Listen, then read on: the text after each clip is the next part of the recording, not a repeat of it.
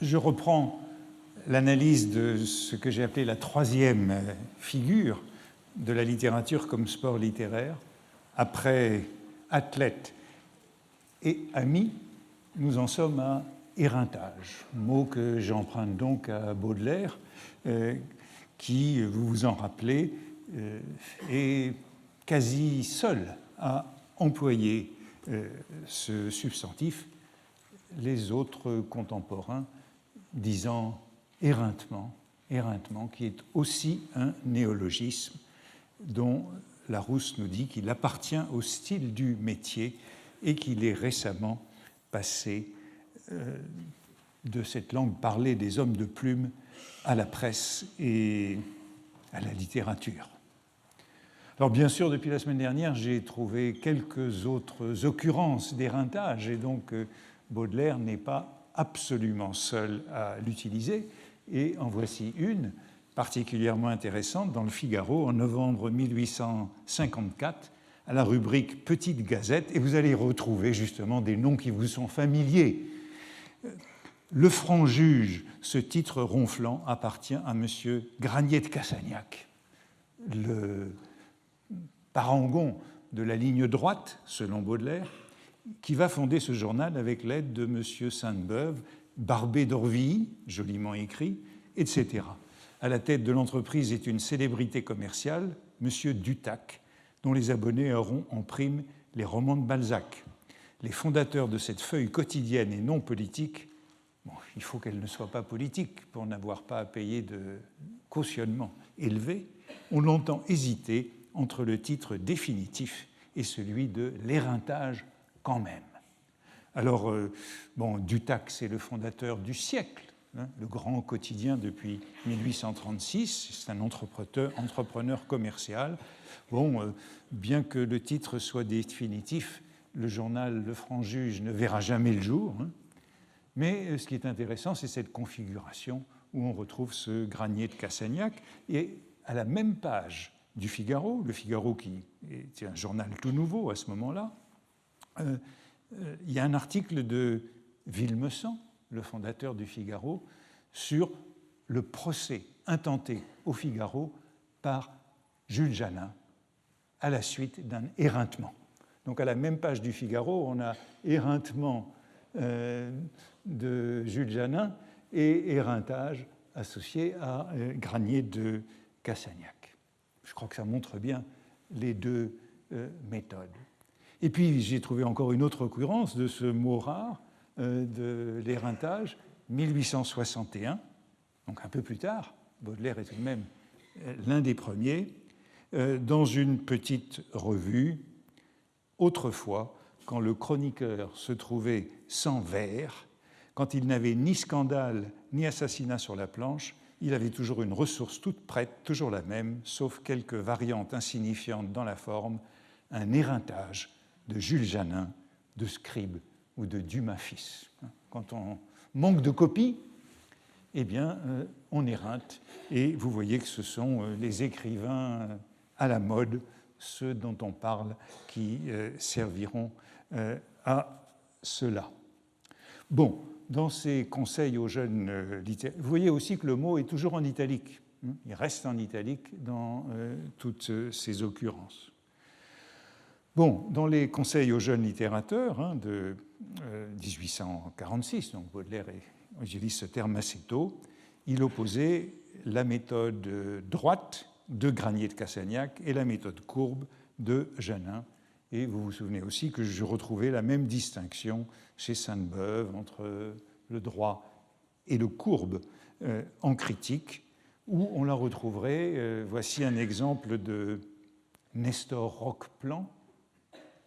Nestor Roqueplan, c'est un des fondateurs du premier Figaro, avant la Révolution de Juillet, qui a véritablement créé ce genre du journal spirituel et éreintant. Depuis, il s'est brouillé avec Janin à propos d'un opéra. En 1852, il est directeur de l'opéra. C'est une polémique à propos du juif errant de Scribe avec musique d'Halévy. Et il dit de Jules Janin « Votre attaque n'est jamais franche. Le trait à force d'être barbelé comme une arme chinoise. C'est vraiment l'homme de ce style mousseux ou moussu. Ne pénètre jamais, lutteur sans poignée, vous recourez au croc en jambe. Votre plume crache, étoile le papier et ne sait pas courir droit. Donc je retrouve toujours cette expression du droit et du courbe. Et la ligne droite, on peut dire que c'est celle dont Baudelaire fait l'éloge dans les conseils aux jeunes littérateurs. Il faut que la critique soit droite. Et je terminais en vous donnant cet exemple baudelairien, puisque c'est aussi cette critique qu'il pratique à propos d'Horace Vernet, ce militaire qui fait de la peinture. Je hais cet art improvisé, roulement de tambour, ces toiles badigeonnées au galop, cette peinture fabriquée à coups de pistolet. Il s'agit de la bataille d'Isly, que je vous montrais la semaine dernière, que revoici, ce grand tableau.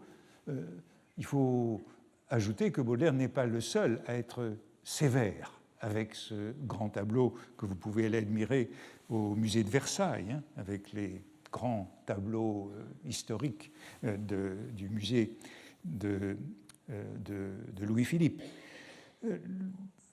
Il n'est pas le seul à critiquer sévèrement ce tableau, et Gustave Planche, le critique anti-romantique de la Revue des Deux Mondes, écrit aussi que malgré des qualités, ce tableau, je ne dis pas que ce n'est pas un bon tableau, mais ça ne suffit pas, ces qualités, pour composer seulement un tableau. Donc ce n'est pas un tableau pour Gustave Planche. Pour Thoré, autre critique important dans le journal, dans son salon de 46, il dit « La bataille d'Isly n'est pas plus un tableau que la grande toile de la Smala d'Abdelkader, plus célèbre encore. Les fonds manquent de profondeur et le ciel est comme toujours en papier gris légèrement bleuté. » Donc la critique de Baudelaire, même si elle est beaucoup plus violente que les autres, va dans le même sens que cette critique plus installée. Mais Baudelaire continue ainsi, et vous voyez que l'éreintage continue. Je hais cet homme parce que ces tableaux ne sont point de la peinture, donc il est en accord avec les autres, mais une masturbation agile et fréquente, une irritation de l'épiderme français. Bon, après éreintage, masturbation, irritation de l'épiderme, ce sont des mots de nouveau très violents, physiques, absents évidemment chez Planche et Thoré, et ce sont des mots qu'on ne trouve pas couramment dans les textes littéraires et dans la critique du XIXe siècle.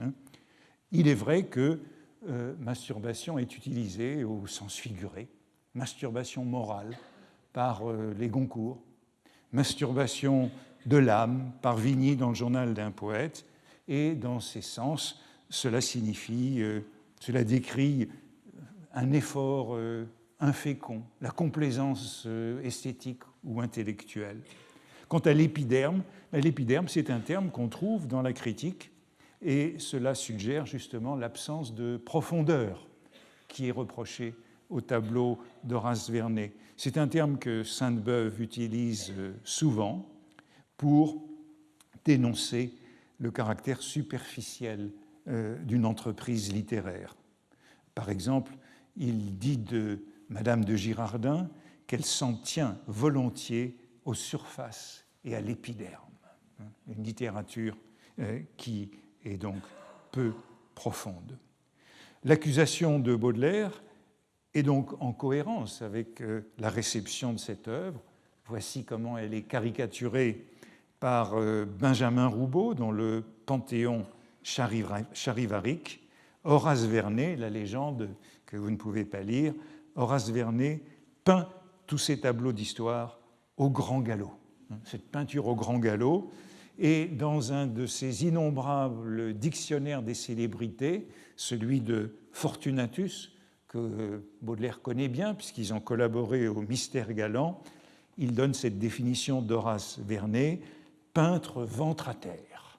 Donc Baudelaire est vraiment dans un cliché, mais évidemment il est plus violent Et ce qui est intéressant, c'est qu'à la suite de ce fameux éreintage, il revient sur l'opposition de la ligne droite et de la ligne courbe.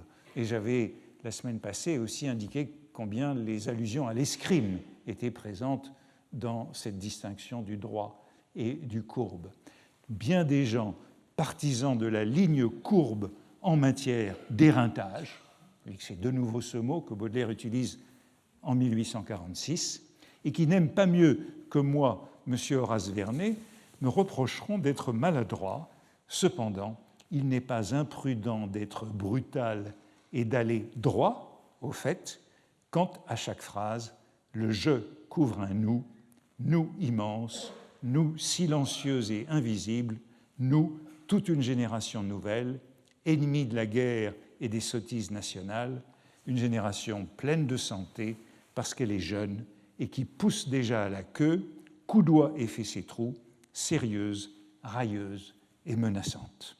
C'est vraiment une déclaration de guerre. Baudelaire n'aime pas la guerre nationale, la guerre en Afrique, en Algérie notamment, mais la guerre littéraire, oui, c'est une déclaration de guerre et il en est partisan, il est partisan de cette hostilité de la nouvelle génération. Vous voyez que le mot « jeune », génération, apparaît plusieurs fois, le mot « jeune », et il s'agit donc d'un conflit où, avec ce « nous », souvenez-vous de « l'union fait la force » dans les conseils aux jeunes littérateurs, les jeunes contre les gloires établies, comme Horace Vernet, dans un lexique très agressif, mais dont les expressions peuvent paraître énigmatiques. En tout cas, elles me laissent perplexe. On sent que ce sont des images très physiques, en même temps un peu obscures, poussées à la queue, qui pousse déjà à la queue cette génération. On se met à la queue, on est à la queue, on fait la queue. Que veut dire Baudelaire par pousser à la queue? Un peu plus loin dans le salon de 1846, il parle de la queue ridicule de l'école impériale en peinture. Cette queue ridicule de l'époque classique. On sent bien qu'il s'agit de pousser hors, de bouter les attardés, les retardataires, cette queue des écoles classiques. Coudoyer, c'est aussi employé de manière un petit peu étrange. Coudoyer, c'est toucher du coude, heurter. Ici, on a l'impression qu'il s'agit plutôt de donner des coups de coude, de jouer des coudes, d'avancer en écartant la foule avec les coudes, au sens, là aussi, d'évincer, de mettre dehors.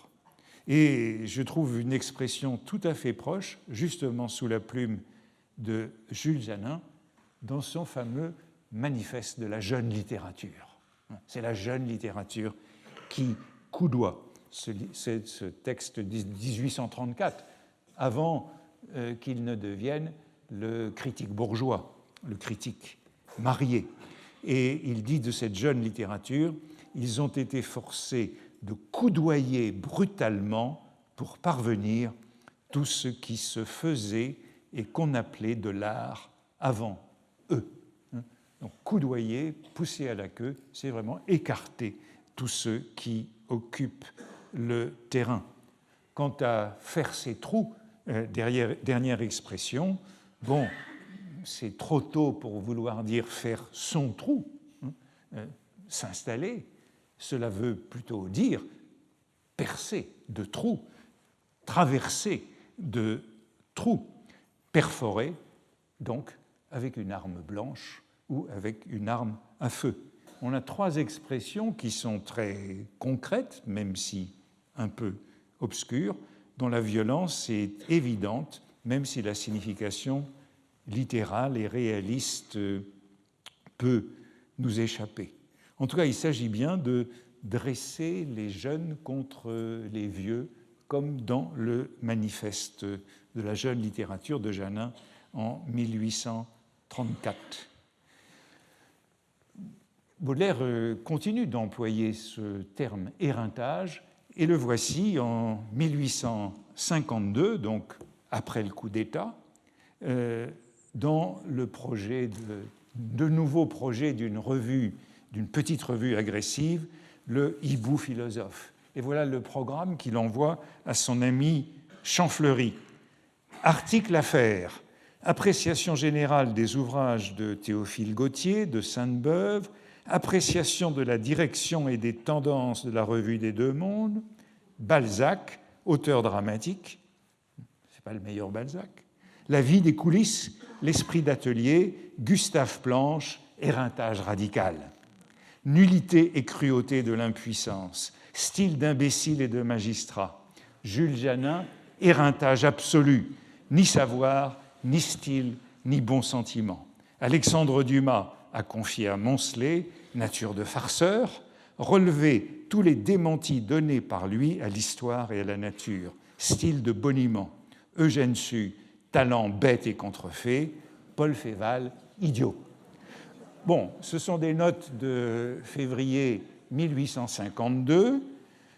Dans l'esprit des petits journaux d'avant 1848, bon, la revue ne verra jamais le jour, hein, comme pas plus que l'éreintage quand même de Granier de Cassagnac, mais ça nous indique bien cette volonté de démolir les hommes en vue qui occupent le paysage littéraire, à côté des feuilletonistes, hein, Eugène Sue, Paul Féval, Balzac même, Alexandre Dumas, hein, les deux bêtes noires sont clairement identifiées.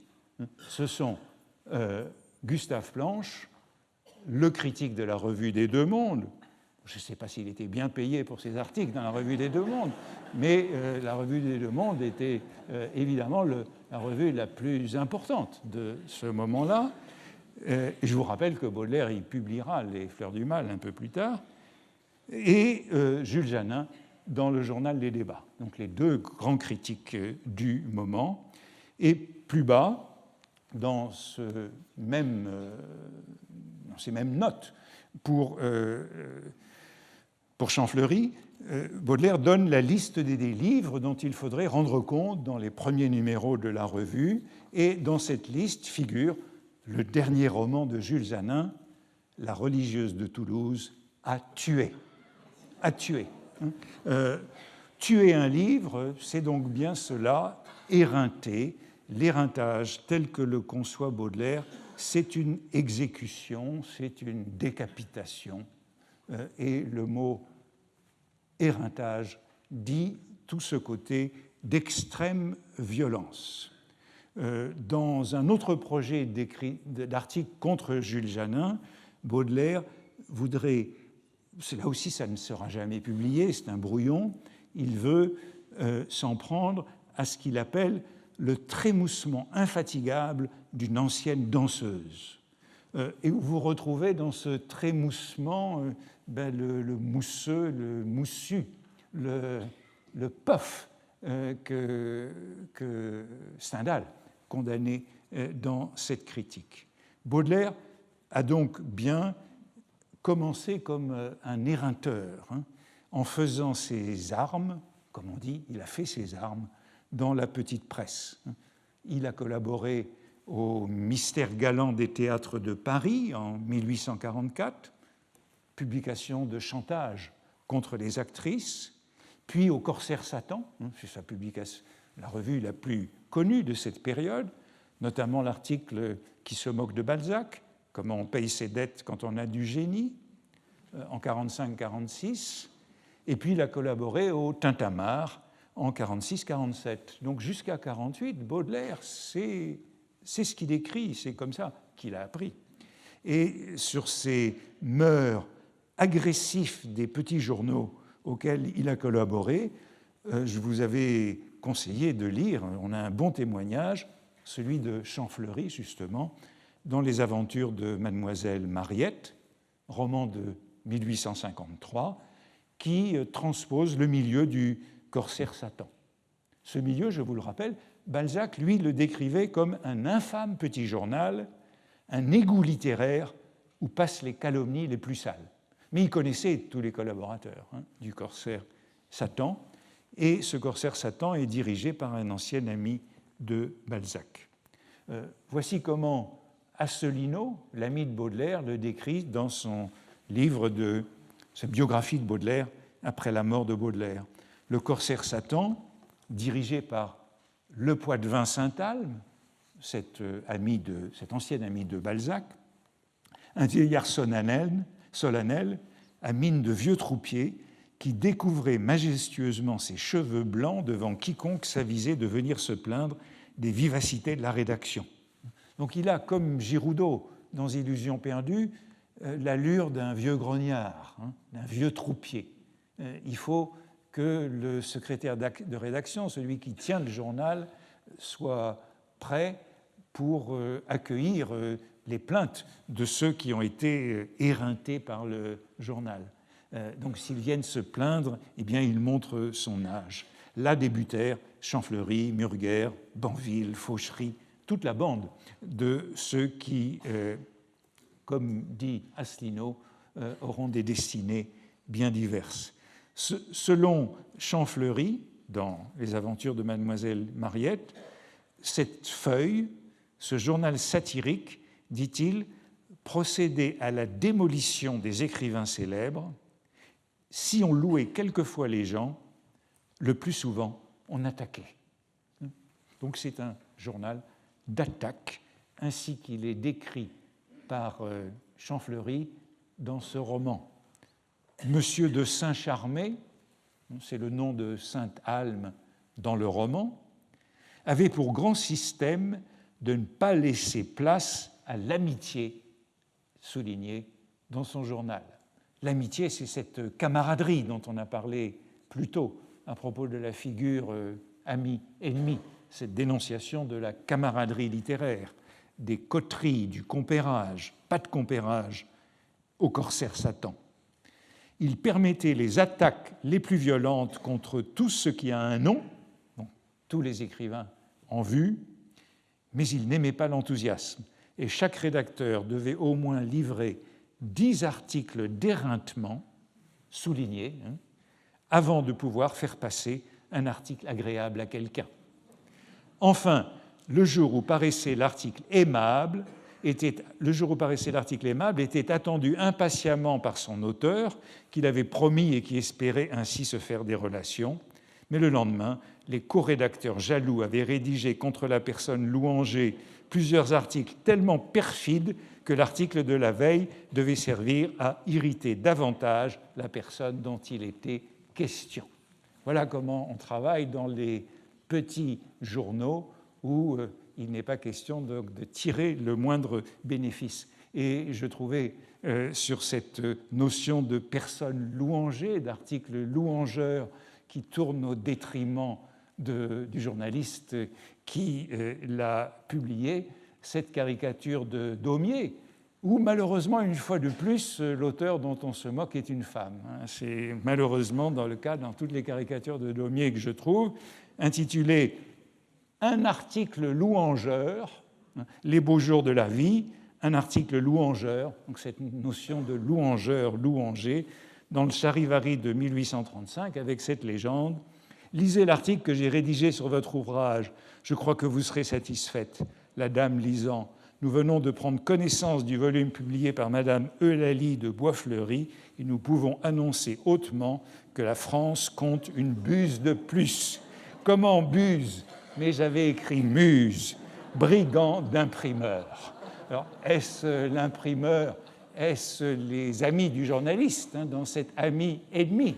Il n'y a pas d'amis, on l'a vu dans la figure ami-ennemi, qui ont introduit cette coquille qui change tout dans le sens de l'article.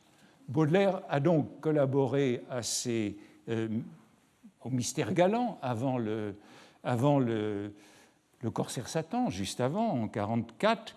Les Mystères galants, c'est un volume de chantage des actrices qui est publié par un éditeur qui publie en même temps une série sérieuse et une série d'éreintements. Il publie une série de volumes, de fascicules, intitulés « Les actrices célèbres contemporaines », et en même temps, il publie les mêmes dans une série qui s'appelle Les actrices galantes, pour se moquer d'elles.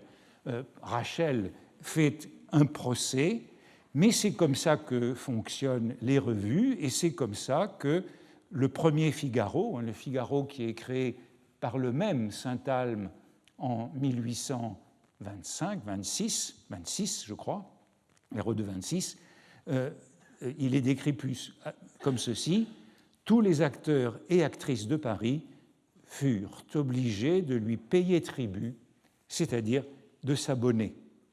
Et cette technique des petits journaux est décrite dans un journal de 1857 qui reprend cette méthode. Tout acteur qui ne veut pas être éreinté doit s'abonner. Chaque abonné obtient 3 lignes de louange, sur ce mot de louange, par trimestre d'abonnement. Tout supplément louangeux doit être payé à raison de 1 ou 2 francs la ligne. Les insultes sont toutes gratuites pour les artistes non abonnés. Donc c'est bien l'économie des petits journaux auxquels Baudelaire collabore, notamment ces mystères galants des théâtres de Paris qui sont précédés de ce frontispice de Nadar. La photographie n'est pas très bonne, mais je l'ai prise dimanche, le jour de fermeture de cette belle exposition Baudelaire qui était au musée de la vie romantique. Vous ne pouvez plus la voir, elle a fermé dimanche, mais ce volume était là, et vous voyez ce magnifique frontispice qui est un ogre, un monstre, celui qui dévore les actrices.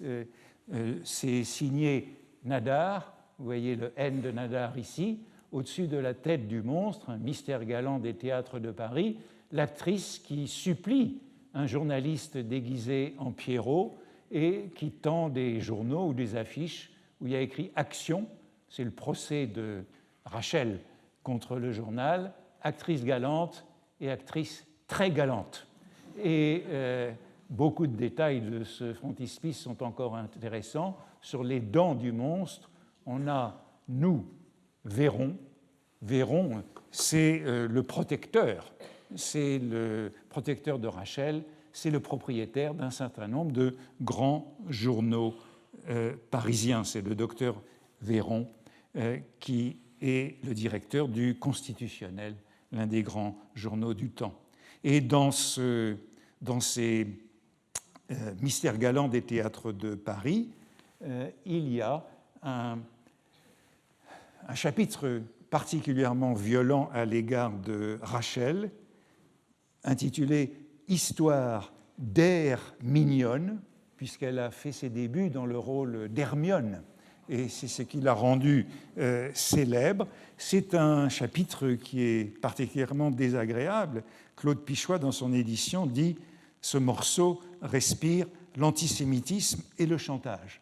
Et alors, les critiques de Baudelaire ont souvent envie de le retirer à Baudelaire. C'est anonyme tout cela, et de prétendre que ce n'est pas Baudelaire qui l'a écrit. En tout cas, on y reconnaît un certain nombre de traits du style de Baudelaire. Bon, Baudelaire a donc participé à cette petite guerre des petits journaux autour de 1846, et bien sûr, c'est ce que l'on retrouve dans sa nouvelle « La Fanfarlot », où Samuel Kramer est, comme dans les aventures de Mademoiselle Mariette, un journaliste de cette petite presse. Et voici ce qu'en dit Baudelaire dans La Fanfarlot.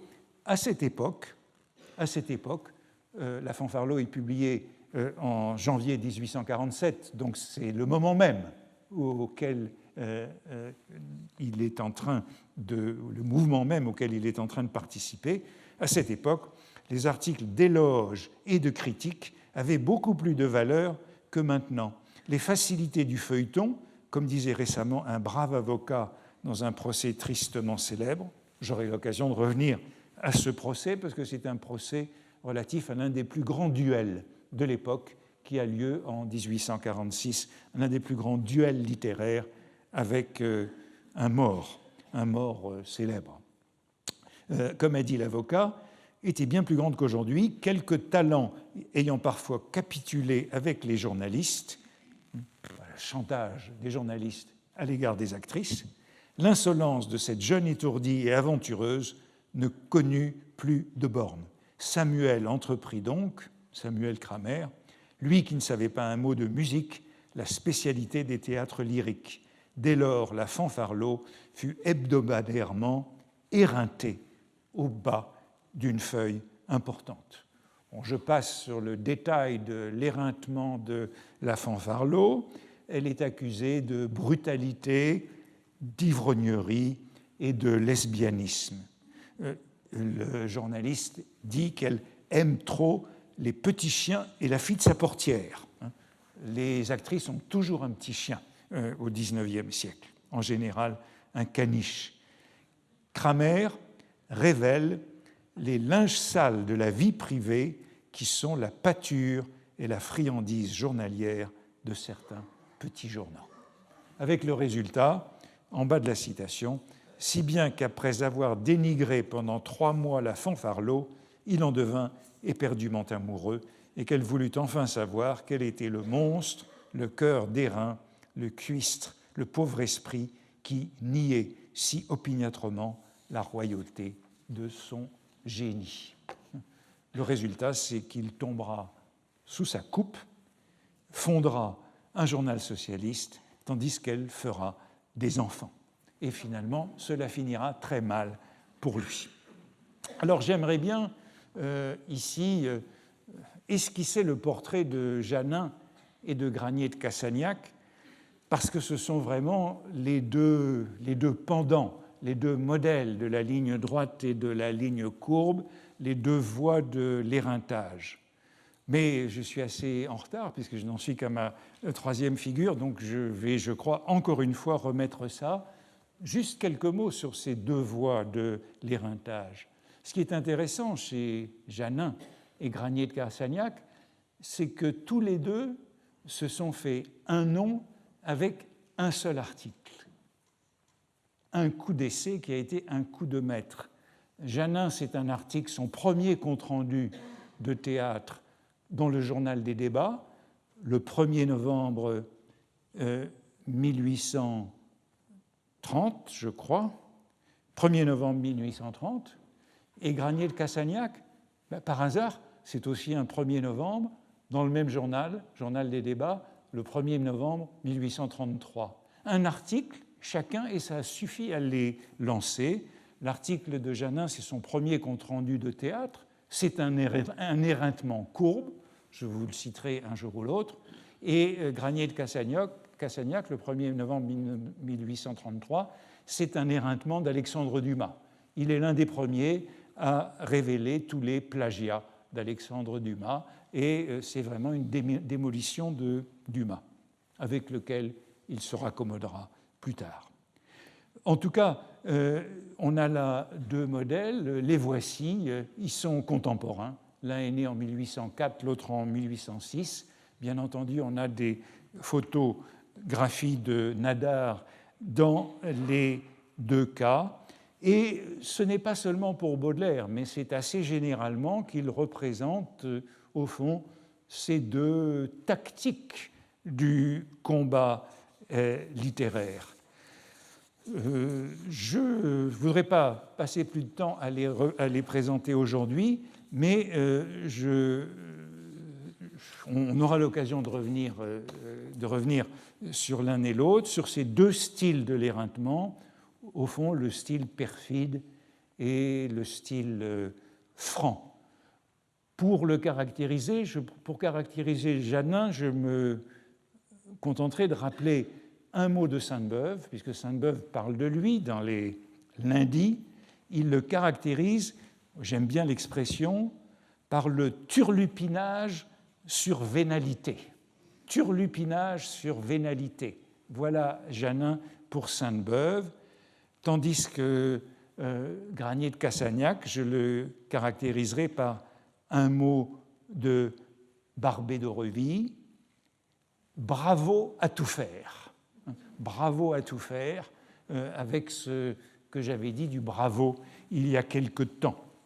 Le turlupin à gauche, ça veut dire le fantaisiste, hein, et le bravo, eh bien, c'est le spadassin, le condottiere. Et puis c'est intéressant de voir que Janin utilise encore, Sainte-Beuve utilise encore à propos de Janin ce suffixe age, le turlupinage avec ce que ce suffixe age peut avoir de dérogatoire. On parle aussi dans ces années-là de turlupinisme. C'est dans Littré, si mes souvenirs sont bons. Le turlupinisme, comment est-il défini par Littré? C'est le charlatanisme. On retrouve cette notion de charlatanisme déjà évoquée à propos de la camaraderie. Donc le turlupin, c'est le charlatan, c'est le compère de foire. Tous deux, aux yeux des contemporains, ce sont des girouettes, ce sont des opportunistes et ce sont des stipendiés qui s'adapteront au pouvoir successif. Mais je les laisse de côté comme ces deux emblèmes du droit et du courbe, parce que je voudrais passer à la quatrième figure de mon analyse du combat littéraire, après athlète, ami-ennemi et éreintage. Cette figure, je l'appelle épigramme. Épigramme. Je voudrais l'aborder parce que ça sera important pour l'exposé qu'on aura tout à l'heure de Jean-Charles Darmon, puisque c'est une figure qui nous vient de l'âge classique et qui est reprise au XIXe siècle. Et vous allez voir, si j'ai le temps, comment elle est reprise et comment elle est transformée, cette figure de l'épigramme. Alors, si l'éreintage, c'est bien un nouveau genre, comme le disait Larousse, un genre contemporain, quelles sont les formes qu'emprunte ce genre? Ces formes, ce sont les traits qui sont lancés par l'athlète, j'ai évoqué la première figure de l'athlète, par le bravo, ou ce sont ces flèches barbelées du turlupin, comme Janin est décrit. Ce sont des pointes, des railleries, des sarcasmes. Beaucoup de mots pour désigner ces formes de l'éreintage. Mais je crois qu'il faut partir de la forme traditionnelle d'abord, qui est l'épigramme. L'épigramme défini comme un petit poème satirique qui se termine par un trait d'esprit. La pointe, c'est le trait d'esprit qui termine l'épigramme. Et dans les Illusions perdues, on insiste beaucoup, même si l'épigramme n'est plus en vers, si la forme est devenue prosaïque, on insiste beaucoup sur le fait, dans ce petit milieu d'illusions perdues, que l'éreintage doit toujours se terminer par ce qui est appelé une plaisanterie. Il faut qu'à la fin, il y ait la plaisanterie qui se substitue à la pointe. Alors l'épigramme, c'est donc ce poème satirique terminé par une pointe, et puis c'est aussi, assez tôt, le trait satirique, le mot spirituel, qui n'est pas nécessairement en vers. Voici la définition de l'épigramme dans le lycée de la Harpe. L'épigramme, dans le sens que l'on donne aujourd'hui à ce mot, donc à la fin du XVIIIe siècle, et de tous les genres de poésie, celui qui se rapproche le plus de la satire, puisqu'il a souvent le même objet, la censure et la raillerie.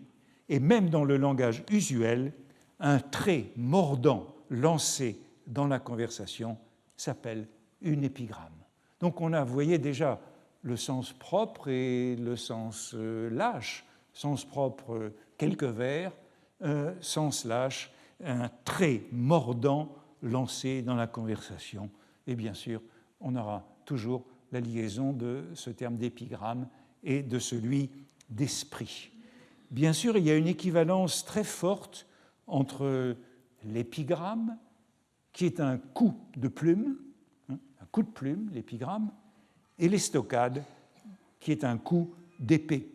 Et on le rencontrera notamment avec Cyrano de Bergerac tout à l'heure, je pense.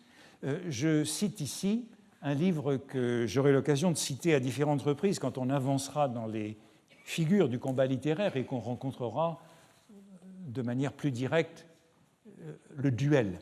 Je cite un livre qui est intéressant, qui est une histoire anecdotique du duel dans tous les temps et dans tous les pays de 1861. J'aurai l'occasion d'y revenir, mais voici ce qui nous est dit dans les premiers chapitres. À peine arrivé à... Pardon, mais j'ai sauté tous ces graniers de Cassagnac. Voilà l'épigramme, définition de la harpe. C'est l'anecdote qui rend célèbre Cyrano de Bergerac, qu'on retrouve au premier acte de la pièce d'Edmond Rostand. Un de ses amis, le satiriste Linière, avait égratigné de la pointe d'une épigramme un grand seigneur. Bon, expression très intéressante, égratigné de la pointe d'une épigramme, cet épigramme qui se finit par la pointe, le coup d'épée, un grand seigneur d'humeur peu endurante et qui avait juré de lui faire couper les oreilles. Il s'était réfugié chez Cyrano. Le soir, on vint l'avertir qu'une bande de gens armés l'attendait près des fossés de la porte de Nesle qu'il devait franchir pour rentrer dans son domicile au faubourg Saint-Germain.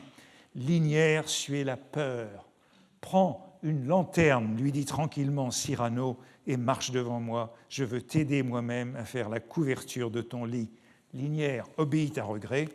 Cyrano invita les amis qui avaient soupé avec eux à le suivre pour jouir du spectacle. C'était entre autres M. de Bourgogne et de Cuisy, officiers au régiment de Conti, lesquels se promettaient bien de prêter main forte si besoin était.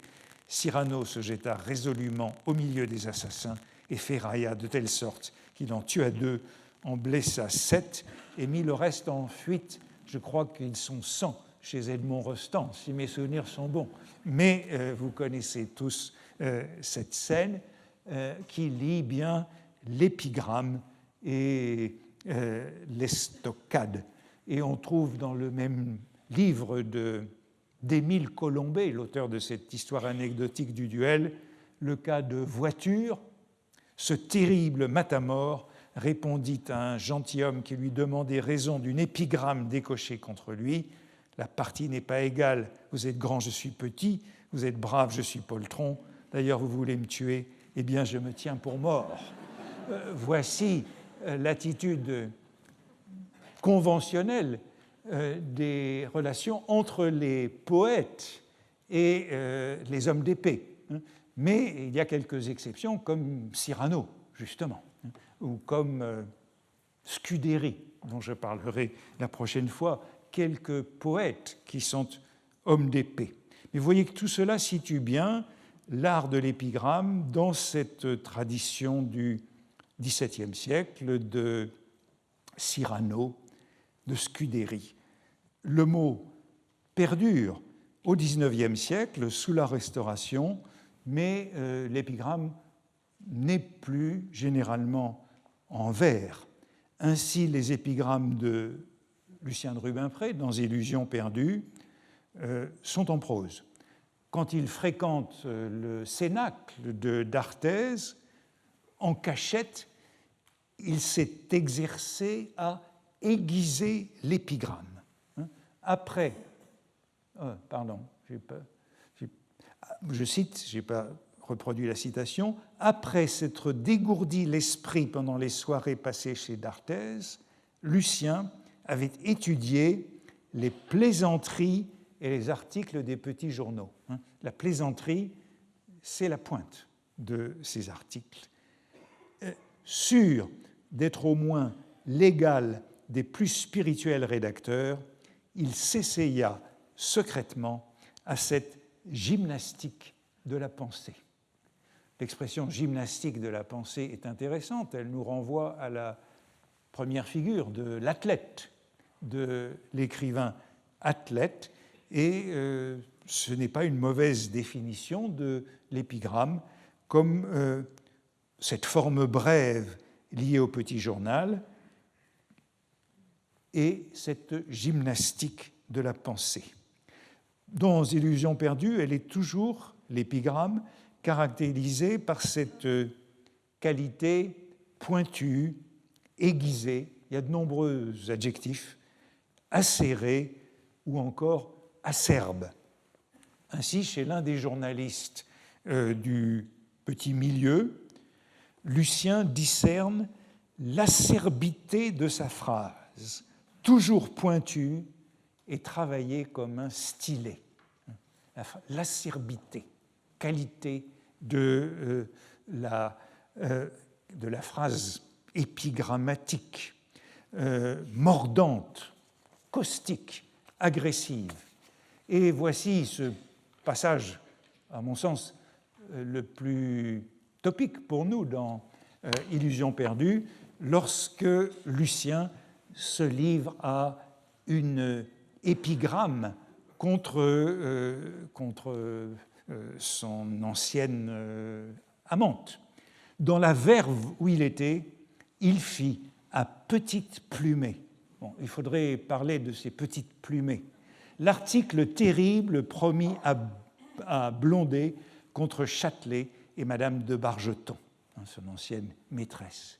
Il goûta pendant cette matinée l'un des plaisirs secrets les plus vifs des journalistes, celui d'aiguiser l'épigramme, d'en polir la lame froide qui trouve sa gaine dans le cœur de la victime et de sculpter le manche pour les lecteurs.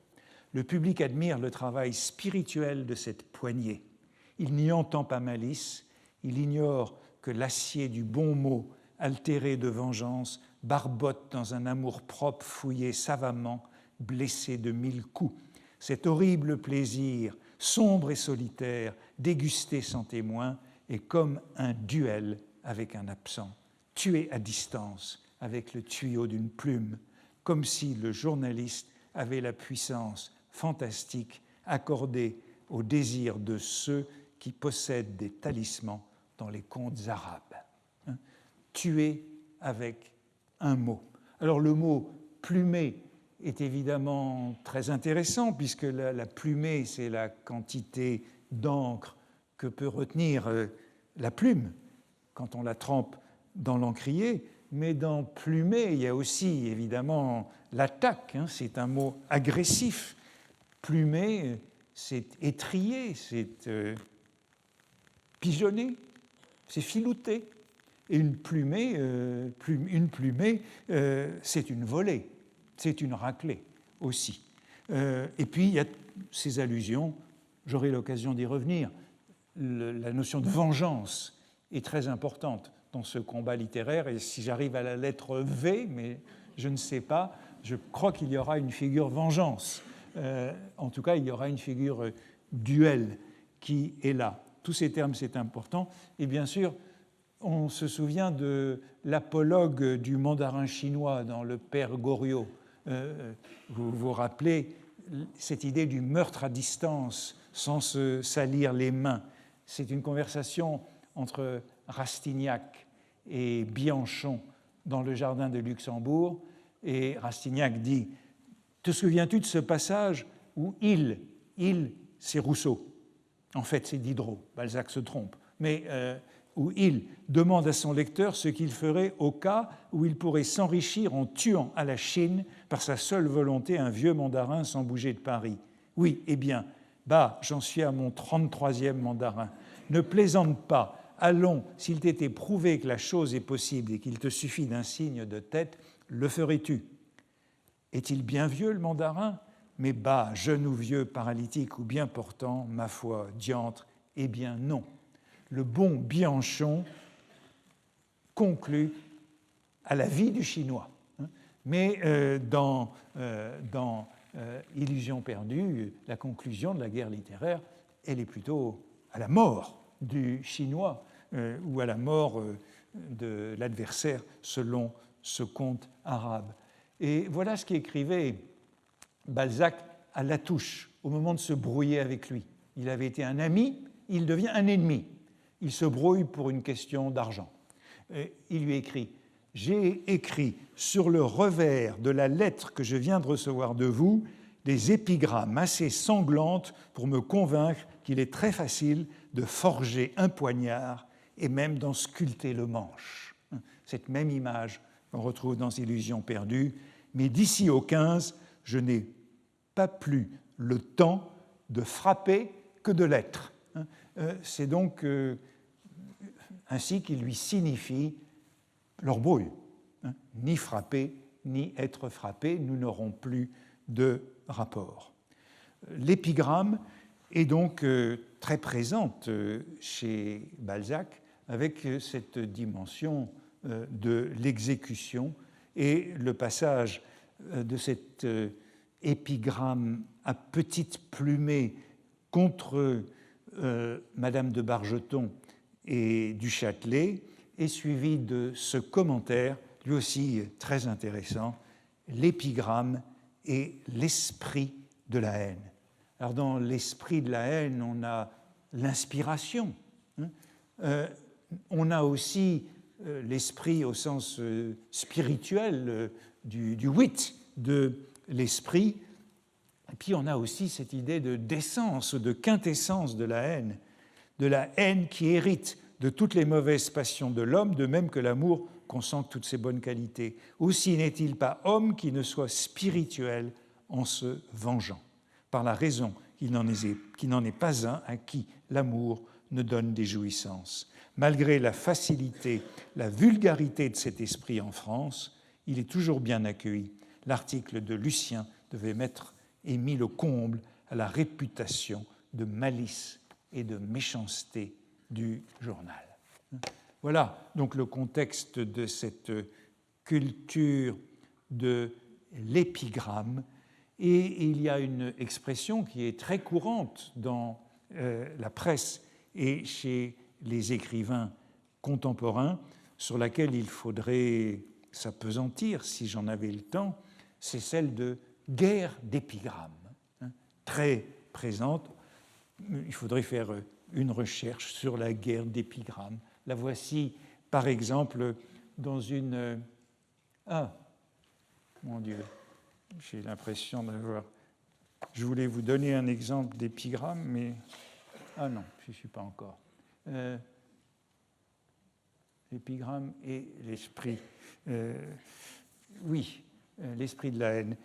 Voici un passage très intéressant sur cette notion de guerre d'épigramme que je prends chez justement un des auteurs qui est passé sous la Restauration directement de la carrière militaire à la carrière journalistique. C'est Auguste Jalles. Auguste Jalles, personnage intéressant, qui a écrit des souvenirs d'un homme de lettres, qui avait commencé comme élève officier de marine à Brest à la fin de l'Empire, et puis qui a été chassé de la marine royale, quand elle est devenue royale, pour propos subversifs en 1817. Chassé de la marine royale, Auguste Jalles est devenu critique d'art, journaliste. Il sera récupéré en 1830 par le régime de Juillet et deviendra l'historiographe officiel de la marine et l'archiviste de la marine. Voici comment il raconte ses souvenirs, Auguste Jalles. Comment il s'est formé. Je m'étais fait un peu la main, se faire la main. Voilà comment on fait ses armes dans la petite presse. Et je m'étais introduit dans le monde des gens de lettres où quelques hommes distingués des littérateurs de l'Empire m'accueillirent non point à cause des dispositions que j'avais, mais à cause de mes disgrâces politiques. J'étais une victime de la réaction, un adversaire naturel du gouvernement royal. Il a 20 ans. Je pourrais être utile un jour dans les tirailleurs de l'armée de l'opposition. Et si je n'avais rien du publiciste, de l'homme politique, j'étais assez bien armé pour la guerre d'épigramme qui commençait, piquante, gaie, assez souriante d'abord, mais qui à la fin devint cruelle, violente et peu française. Donc on voit là la transition directe du jeune officier chassé de l'armée et récupéré par les rescapés de l'Empire dans la petite presse. Lui aussi, comme Janin, se rangera après 1830. Il y a donc cette notion de guerre d'épigrammes qui traverse toute cette période et qu'on trouverait chez de nombreux écrivains. Voici, puisque j'ai parlé des épigrammes, tout de même un exemple de ces épigrammes pris du Figaro en 1827, donc le premier Figaro, le Figaro de la Restauration, celui qui a été le modèle de cette petite presse pour longtemps, lui, encore en vers, lui se vendre, et quel prix voulez-vous qu'on l'achète? Encore un vendu, un corrompu, sans craindre d'avoir fait la plus mauvaise emplette, alors il s'est donné pour rien pardon, mais qui même à ce prix pourrait vouloir du don. Alors voilà la pointe et la plaisanterie, c'est qu'il s'agit de Jean-François Pierre Dudon. C'est une épigramme contre Dudon, baron d'Empire, devenu député ultra, et donc girouette et bête noire du Figaro. Girouette corrompue, et c'est ce qui fait l'objet de l'épigramme. Mais l'épigramme, disais-je, c'est une forme ancienne dans ces années-là. C'est une tradition qui se démode, et il y a des formes nouvelles de l'éreintage qui sont introduites dans la presse de la Restauration et de la monarchie de Juillet. Dans le Figaro, l'expression qui est utilisée en première page du Figaro dans ces années 20, c'est « coup de lancette ». Coup de lancette. Dans le Diable boiteux, ce sont des coups de béquille. Dans le Corsaire, ce sont des bordées. Et dans Illusion perdue, on trouve les expressions coup de pique ou coup d'épingle. Mais ce n'est pas cette expression-là qui me semble la plus intéressante, mais un mot qui véritablement se prolifère dans ces années-là pour désigner l'attaque. C'est le mot de personnalité, en général au pluriel. Nous l'avons déjà rencontré lorsque j'analysais le vocable de guerriero. Lorsque Balzac employait le mot de guerriero et qu'il dénonçait les guêpes, fameuses fascicules d'éreintage, il disait qu'il s'agissait d'un journal plein de personnalité. Et on l'a rencontré aussi déjà dans un cours précédent lorsque Sainte-Beuve s'en prenait à Latouche et qu'il disait que Latouche avait écrit un tissu d'allusions entrecroisées et de personnalités. Qu'est-ce que ces personnalités au pluriel? Qu'est-ce que cette notion qui se développe et que l'on trouve partout? On le trouve y compris chez Balzac, dans Illusion perdue. Voici ce que Balzac écrit de l'article de Lousteau contre Madame de Bargeton. L'article était un tissu de personnalités, comme on les faisait à cette époque. Et puis il y a une addition dans ce qu'on appelle le Furne corrigé de l'édition successive de Balzac, assez sotte, car ce genre fut étrangement perfectionné depuis, notamment par le Figaro.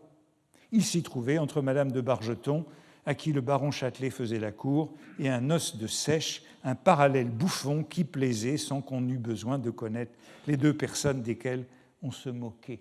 Vous voyez que Balzac utilise à la fois ce mot de personnalité au pluriel et renvoie au Figaro comme le périodique qui, dans les années 26-30, a développé cette nouvelle forme journalistique. Alors, qu'est-ce que c'est ces personnalités?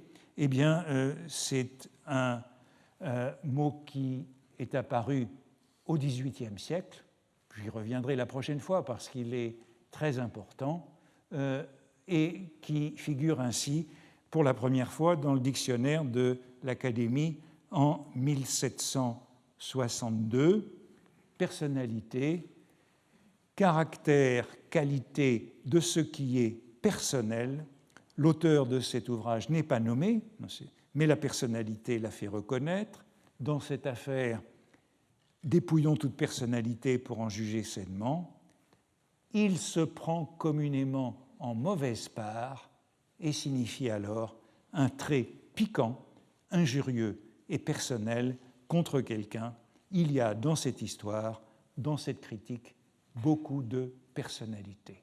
Le second sens de personnalité au pluriel, dans le dictionnaire de l'Académie en 1762, c'est donc ce trait piquant, injurieux et personnel. Et vous voyez comment c'est développé en 1835 dans l'édition, 6e édition du dictionnaire de l'Académie, où les exemples sont accumulés, et ça nous démontre bien comment le terme s'est répandu. Il signifie encore, donc au deuxième sens, un trait piquant, injurieux et personnel contre quelqu'un.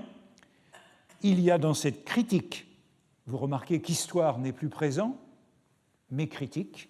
Dans cette critique, beaucoup de personnalité. Ce propos est une personnalité offensante. En discutant, on ne doit se permettre aucune personnalité. C'est une personnalité blâmable que de faire sur la scène une allusion maligne au nom, aux habitudes, aux ouvrages d'un homme connu.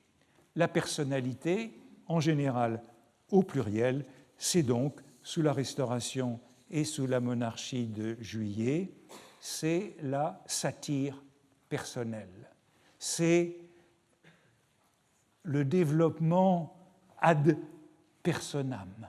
C'est l'attaque ad personam.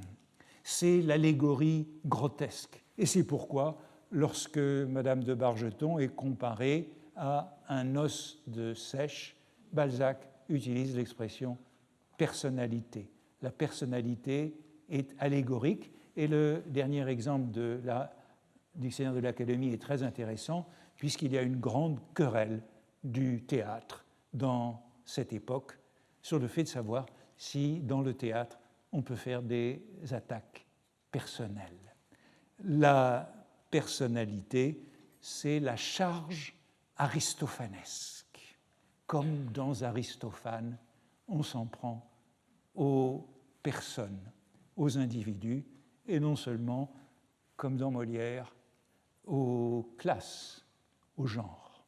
Voilà la personnalité, et bien sûr, j'y reviendrai parce qu'elle est très importante comme forme de l'attaque durant cette période, et elle est associée à la caricature. La personnalité, c'est la charge écrite, comme la caricature et le portrait charge. Elle est l'équivalent écrit des caricatures de Daumier, de Gavarni ou d'autres. Alors, j'arrête là pour aujourd'hui, puisqu'il est l'heure. Je reviendrai sur ces personnalités qui sont très importantes, qui se substituent à l'épigramme. Et je vous rappelle que je prends des vacances là, pendant 15 jours et que nous nous retrouvons donc le 21 février. Enfin, je prends des vacances. Je prépare les cours suivants, rassurez-vous, mais je ne fais pas cours pendant 2 semaines et je vous donne rendez-vous le 21 février. Merci.